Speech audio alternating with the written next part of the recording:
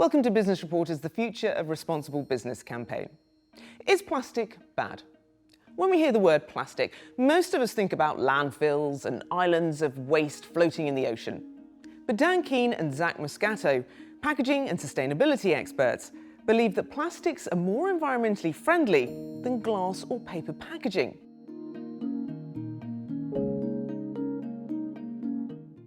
Zach, Dan, welcome to Business Reporter's The Future of Responsible Business campaign. Now let's imagine I am the procurement officer of a food packaging company. Now we've been using plastics for our packaging for many years, but I'm under pressure to improve our sustainability. I know plastic is the most economical choice, but our customers don't think it's sustainable. So help me understand, if you would, why I should even consider staying with plastic. Yeah, first of all, we agree with your ambition to be more sustainable and increase the circularity of your products. And that perfectly aligns with our mission as a responsible business, as a responsible packaging supplier. The fact is, no material is either intrinsically good or bad. There's just some material choices that you need to take into consideration. And also, the fact is with plastic that it has certain functions that are very difficult, if not impossible, to replace with alternatives. For example, it's very lightweight. It is an excellent preserver of properties and attributes, and it's easy to form and mold. But most importantly, it has a lower carbon footprint than alternatives, especially aluminum and glass. Why is that important? Well, we believe that climate change is one of the biggest risks facing humanity right now. We believe we can prevent it. We believe we can solve it. But plastics need to be a part of that equation, given their benefit in that regard. Yeah, I think one of the things that you need to consider as a purchasing manager are just the goals and the priorities that you want to set when creating when choosing the package selection. And the most important thing is that the package does what it's meant to do, and that's to protect the product that you're trying to sell. There's a lot of different options out there, and plastic tends to be the more lightweight, the more durable, and the less carbon emittive. So it in a lot of cases, not all the cases, it can be the best solution, in addition to being the most economical. You're talking about the practicalities and benefits of well-designed, well-used plastic packaging, but there's a whole infrastructure problem, especially in the US. A big proportion of the plastics remains unrecycled. So how can we consider a material sustainable if most of it ends up in landfills? Yeah, well, we agree. Too much plastic ends up in a landfill or worse, in the oceans. And that's something that I think we need to improve. It's not only with plastic. There are other substrates end up in the wrong places as well. And what we need to do as an industry is do a better job of the end of life story and get plastic recycled at a higher rate. It is recycled, but not at a rate that we would like it to be. And there's ways that public-private partnerships can make that happen through investments and through some policy changes that drive those recycling rates up. Yeah, our primary focus is on circularity so that we can take advantage of those large carbon footprints that plastic offers. We need to increase the circularity. And what that means is shifting from a linear economy to a circular economy, to where we are keeping that material in use, we are reusing it to make new items. We are not letting it go to a landfill or into our environments, but we're keeping that valuable material where it needs to be, and that's in use in our economy. So you're advocating two things then. So one is that infrastructure is available or should be available. The other one is that plastic is recyclable. Therefore, we should consider it a sustainable material. Well, let's talk about the latter then, that sustainability claim, if you would. Why don't most companies, procurement officers and marketing teams know this? Where are these common misconceptions about plastic coming from? Yeah, that is very true. And we have these conversations every day with brand owners who are trying to promote solutions that their consumers want. And it's difficult when there are so many misconceptions out there about plastics. The fact is, our industry has not done a good job of touting the benefits of plastics. And we need to do a better job of that.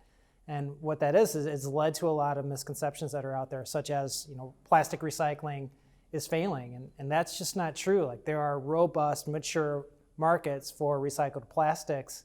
I think 2 billion pounds of plastics get recycled every year, and to me, that's not a marker of a failing market. But we need to do a better job of expanding and growing those markets so that we keep material out of landfill and in our economies. Yeah, I think it's a very complicated issue, and it's easy for the average consumer to get lost in a lot of the details, like weighing the relative merits of carbon emissions from different substrates. I think we need to do a better job explaining and educating the consumer about how to recycle, what can be recycled, and then making the investments to have things recycled more often.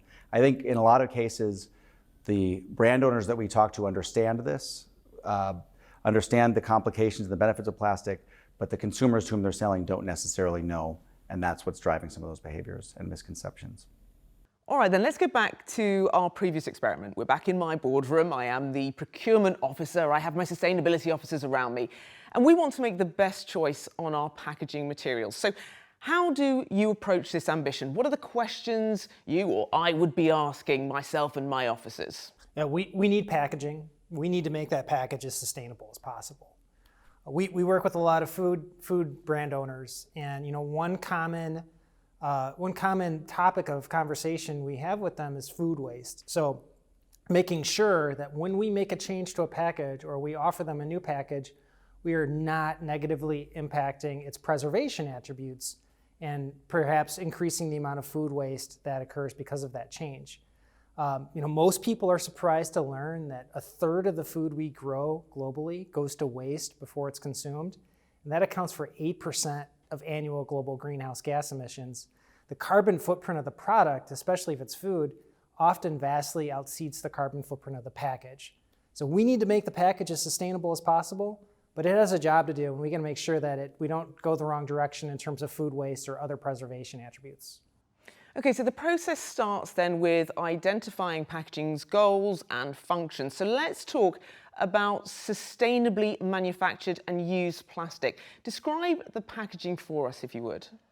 Well, the first consideration is it has to be functional. It needs to protect the product, and it needs to make sure, and it needs to get the product to the end user with as little waste as possible. Plastic can do that. It needs to be economical. Package itself needs to serve the purpose of protecting the product in a way that makes it still affordable for consumers to use. Third, it needs to be sustainable. So it needs to be lightweight and durable and minimize the amount of impact on the environment the package has as it gets the product to the customer's door.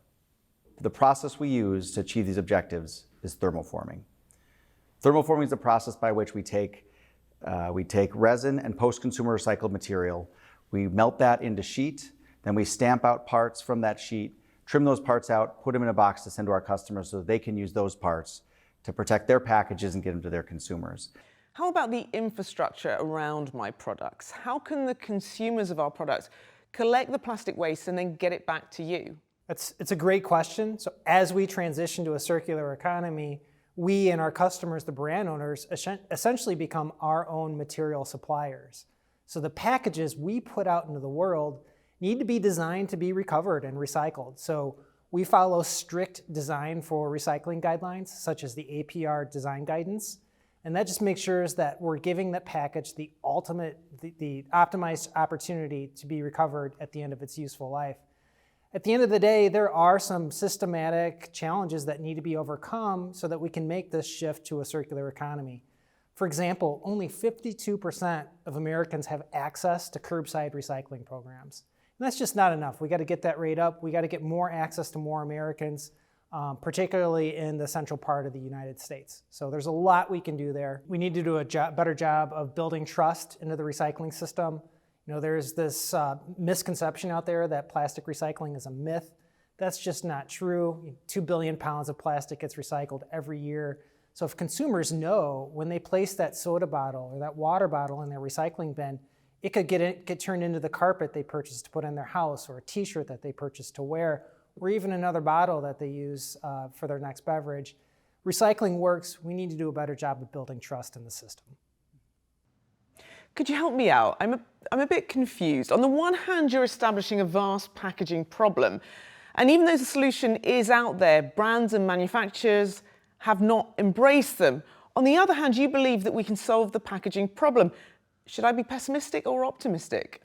So I think you should be very optimistic. I think and for a variety of reasons. I think you should have faith in the ability of scientists and engineers to come up with solutions for these problems that we're facing now, and that the U.S. capital markets will invest in the technologies and the solutions that help solve these problems in the most economic and commercially viable way. I'm really excited to see what the next 10 to 20 years bring, because I think we're on the cusp of some really incredible advances in the circular economy and also the use of materials to help provide better lives for people on this planet.